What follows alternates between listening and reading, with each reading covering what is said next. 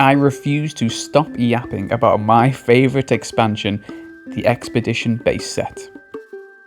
Back in 2002, the Pokémon trading card game took a massive gamble. After years of consistent and familiar card layouts, a new set was introduced that threw that consistency straight out the window when it introduced the Expedition base set, followed by Aquapolis and Skyridge.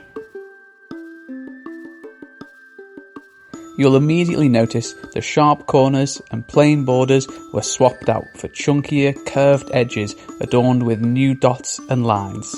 This represented the biggest visual change to the Pokémon cards since their inception and heralded the beginning of the e-reader era.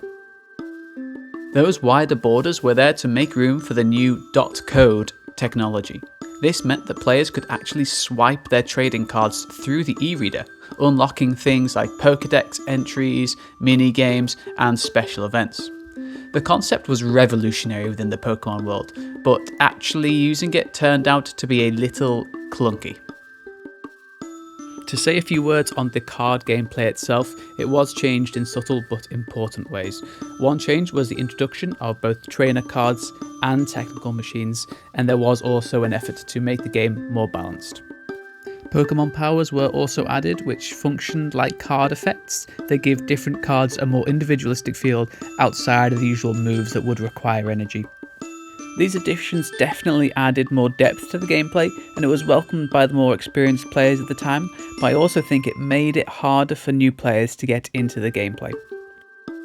You'll notice as well that the artwork windows were made slightly larger, giving the artist more space to work with. A lot of the designs were also much more detailed than they had been in the past, and I think that gave them an overall more adventurous impression. The holographic effect was updated as well for some cards, featuring a unique crystal pattern. As with any big update forced upon a dedicated fandom, many people at the time were not impressed with the new changes, and that's putting it mildly. Card game competitors such as Yu-Gi-Oh! Were gaining in popularity around the time of the release of Expedition, and a lot of people were suggesting that was a result of the unpopular changes made in the e-reader era. The interaction between video game and collectible cards was groundbreaking at the time, and it hasn't been seen again since. Critics will point to the clunkiness and the poor distribution as reasons for its cold reception by the player base. But I ask, what was stopping them from improving upon the system and sticking with it? Much like the Pokewalker that came with the Pokémon Heart Gold and Soul Silver games, it had this effect of bringing the game out of the screen and into the real world, something that every enjoyer of the game series desperately wanted. At least, that's what a 10-year-old me definitely wanted. I think the franchise was such a victim of its own success to a degree. Expedition was released in the shadow of the base set and Neo series. They had so much to live up to, and those were some big boots to fill. As with many such things that were not immediately well received, time has been kind to the cards of the e-reader era. Nowadays, the uniqueness that defined the era is actually sought after. The new card layout that was once vilified for its departure from the original design is now appreciated as bold and different.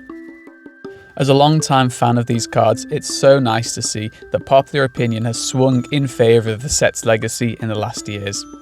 Although nowadays new sets do offer small artistic and layout design changes, no other set has taken such a massive gamble. Now, I know that some fans do appreciate the satisfaction of the uniformity of the cards over the years, but I think the unpopular reception at the time of the release of Expedition has actually dissuaded for the designers from making new, bold, fresh changes to the cards. And honestly, I think that's a real shame. Personally, I don't want to see my Pokémon cards stay more or less the same forever. I want to see originality. I want to see exciting changes over the time that take the hobby in new directions.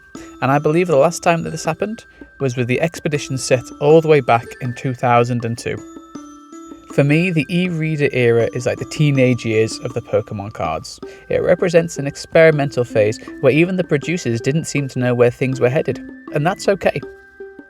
I've always had a soft spot for these once unloved cards, and their popularity today is undeniable, as evidenced by some of the insane prices of cards like Charizard and Mew.